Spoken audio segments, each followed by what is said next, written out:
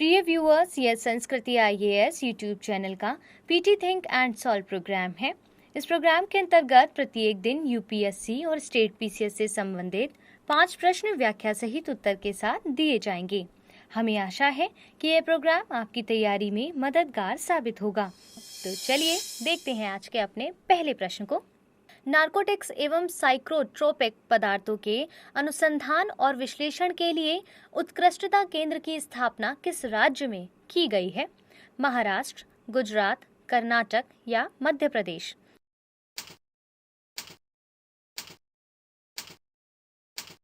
सही उत्तर है option B. व्याख्या को देख लेते हैं।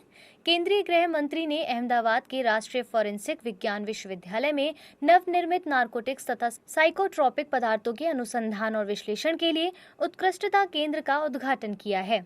इस केंद्र की स्थापना का निर्णय प्रधानमंत्री के रूप में नरेंद्र मोदी के दूसरे कार्यकाल के दौरान लिया गया था।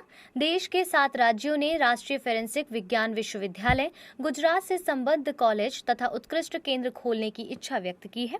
इस केंद्र में स्थापित साइबर रक्षा केंद्र और बैलिस्टिक अनुसंधान केंद्र पूरे एशिया में अद्वितीय हैं तथा ये देश को इस क्षेत्र में आत्मनिर्भर बनाने की ओर अग्रसर है। इस प्रकार विकल्प बी इसका सही उत्तर होगा। आज के अपने दूसरे प्रश्न की ओर बढ़ते हैं। निम्नलिखित कथनों पर विचार कीजिए। मलेरिया रोम प्लाज्मोडियम वाइवेक्स नामक परजीवी के कारण होता है। विश्व स्वास्थ्य संगठन द्वारा वर्ष 2021 में अल सल्वाडोर तथा चीन को मलेरिया मुक्त घोषित किया गया है। उपरोक्त में से कौन से कथन सही है? केवल एक, केवल दो, एक और दो दोनों, ना तो एक ना ही दो।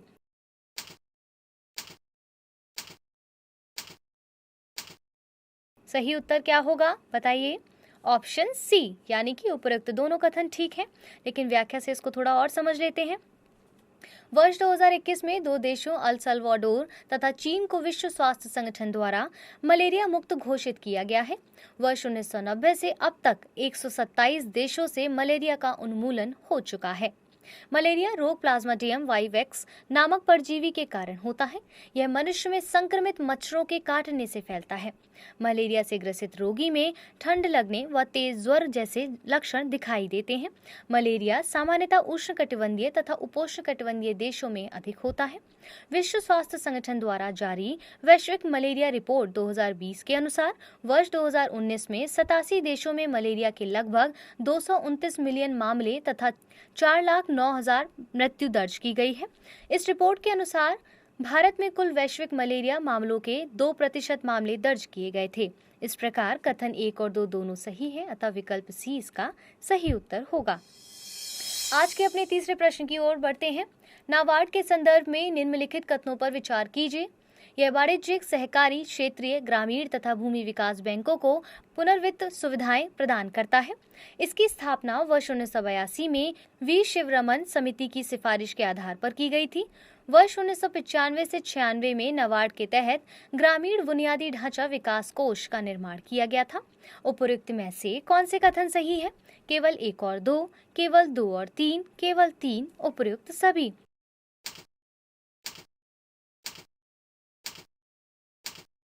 क्या होगा इसका सही उत्तर? Option D. व्याख्या से समझ लेते हैं इसको जल्दी से। केंद्रीय कृषि मंत्री नरेंद्र सिंह तोमर ने राष्ट्रीय कृषि एवं ग्रामीण विकास बैंक के 44वें स्थापना दिवस पर एक वेबिनार को संबोधित किया। नाबार्ड की स्थापना वर्ष 1982 में बी शिवरमन समिति की सिफारिशें पर राष्ट्रीय कृषि एवं ग्रामीण बैंक अधिनियम 1981 को लागू करने के लिए की गई थी। इसका उद्देश्य सहभागी वित्तीय एवं गैर वित्तीय हस्तक्षेपों, नवाचारों, प्रौद्योगिकी एवं संस्थागत विकास के माध्यम से समृद्धि प्राप्त करने के लिए कृषि तथा ग्रामीण विकास को बढ़ावा देना होगा। नाबार्ड वाणिज्यिक बैंकों, केंद्रीय व राज्य सहकारी बैंकों, क्षेत्रीय ग्रामीण बैंकों तथा भूमि विकास बैंकों को पुनर्वित्त सुविधाएं प्रदान करता है। यह राज्य सहकारी बैंकों, जिला सहकारी केंद्रीय बैंकों और क्षेत्रीय ग्रामीण बैंकों का पर्यवेक्षण एवं वैधानिक निरीक्षण करता है। यह ग्रामीण विकास गतिविधियों को बढ़ावा देने के लिए कृषि कार्य हेतु पुनर्वित्त सहायता प्रदान करता है। साथ ही यह लघु उद्योगों को सभी आवश्यक गतिविधियों के लिए वित्त एवं सहायता भी प्रदान करता है। भारत सरकार ने वर्ष 1995 से 96 में नाबार्ड के तहत 2000 करोड़ रुपए की प्रारंभिक राशि के साथ ग्रामीण बुनियादी ढांचा विकास कोष का गठन किया गया था। नाबार्ड को इसके स्वयं सहायता समूह बैंक लिंकेज प्रोग्राम के लिए भी जाना जाता है, जिसके तहत भारत के बैंकों को स्वयं सहायता समूह को उधार देने के लिए भी प्रोत्साहित किया जाता है। इस प्रकार उपरोक्त सभी कथन सही हैं, अतः विकल्प डी इसका सही उत्तर होगा। आज के अपने चौथे प्रश्न की ओर बढ़ते हैं। राष्ट्रीय मत्स्य विकास बोर्ड के संदर्भ में निम्नलिखित कथनों पर विचार कीजिए। इसकी स्थापना वर्ष 2006 में मत्स्य पालन विभाग के प्रशासनिक नियंत्रण में एक स्वायत्त संगठन के रूप में की गई थी। इसका मुख्यालय तेलंगाना के हैदराबाद में स्थित है। इसका लक्ष्य देश में मत्स्य उत्पादन तथा उत्पादकता में वृद्धि कर मत्स्यिकी क्षेत्र का समग्र विकास करना है। उपर्युक्त में से कौन से कथन सही है? केवल 1 और 3, केवल 2, केवल 2 और 3, डी उपर्युक्त सभी।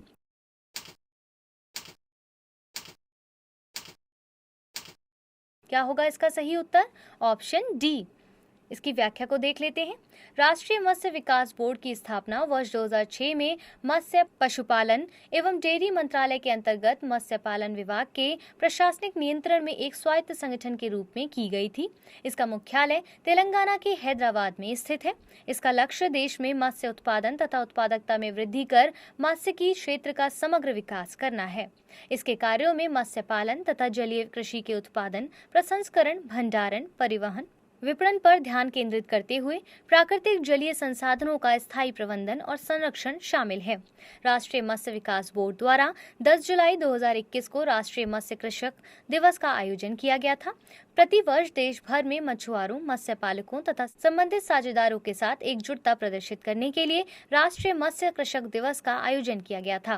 पहली बार इसका आयोजन ओडिशा के अंगुल में 10 जुलाई 1957 को किया गया था। इस प्रकार उपरोक्त सभी कथन ठीक थे, इसीलिए इसका सही उत्तर क्या था? Option D. आज के अपने अंतिम प्रश्न को जल्दी से देख लेते हैं। भारतीय राष्ट्रीय अभिलेखागार के संदर्भ में निम्नलिखित कथनों पर विचार करें। यह संस्कृति मंत्रालय के अंतर्गत एक संलग्न कार्यालय है तथा इसकी स्थापना वर्ष 1891 में इंपीरियल रिकॉर्ड विभाग के रूप में की गई थी। उपयुक्त में से कौन से कथन सही नहीं है? केवल 1, केवल 2, 1 और 2 दोनों, ना तो 1 ना ही 2।